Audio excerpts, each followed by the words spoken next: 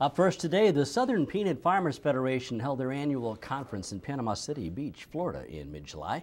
You were there, Paul. You spoke Yes, I was, Denny. I had the privilege of talking to them about using the broadcast media to get the agricultural message out, as we do here each week on the Monitor. Well, the event brought growers and experts together to network and to share important information about the peanut industry. The Monitor's Mark Wildman was also there.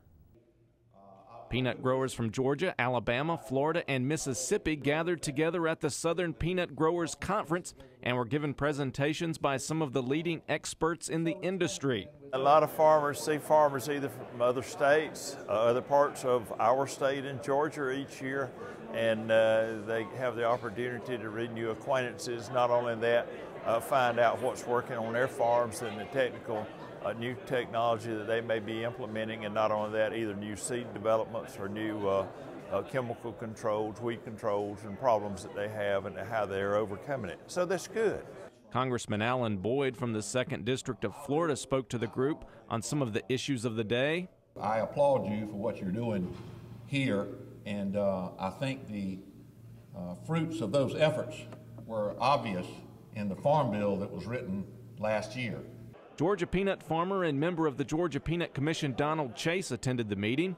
He takes the opportunity to visit with other farmers who he believes are some of the most positive individuals around. I believe it's safe to say that most farmers are always optimistic, or else we wouldn't still be farming. But I think that it's a little depressed from what it has been. We see, we've had challenges this spring with getting crops planted. We've had challenges in the last 3 weeks with it really hot and dry. And then the prices of things just aren't coming up. And I think that's kind of dampened the spirit of a lot of people. The University of Georgia researchers were on hand to share various topics with the group. One topic that is a pest on every farm are weeds.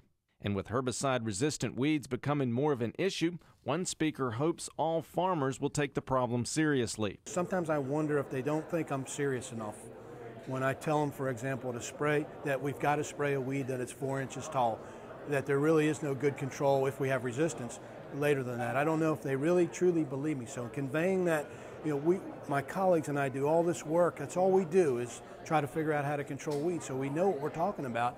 But the seriousness of trying to do things on a timely basis, because they're so busy and they're doing other things. They don't only worry about weeds, they worry about diseases, insects. They've got other worries. But the magnitude of the issue that we're dealing with, resistance, requires us to be really serious about what we're doing.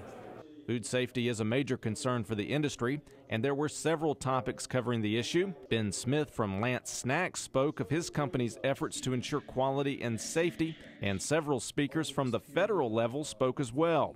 Roasting now has to be looked upon as a process that has to be controlled, that has to be precisely controlled so that we can be certain that the right amount of heat for the right amount of time gets shown to every one of the peanuts that goes through the roaster. Farming is still a business, and the #1 goal of any business is to turn a profit. Farm Press gave out 3 profitability awards.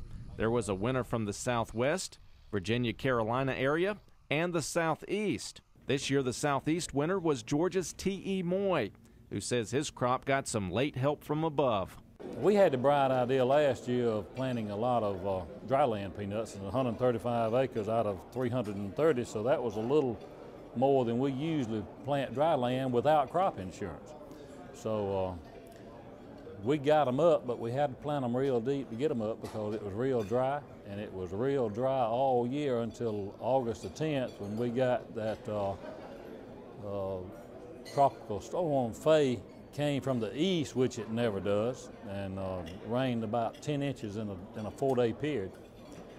That made the crop. So I'll have to give that crop to the good Lord. I don't know if it was what we did so much. We just had it ready to produce if it had the opportunity, and it did. As peanut producers meet here in Panama City, back home, they have the smallest number of peanut acres planted since World War I. Well, the decrease in acres was just attributed to price and whether we can make a profit or not.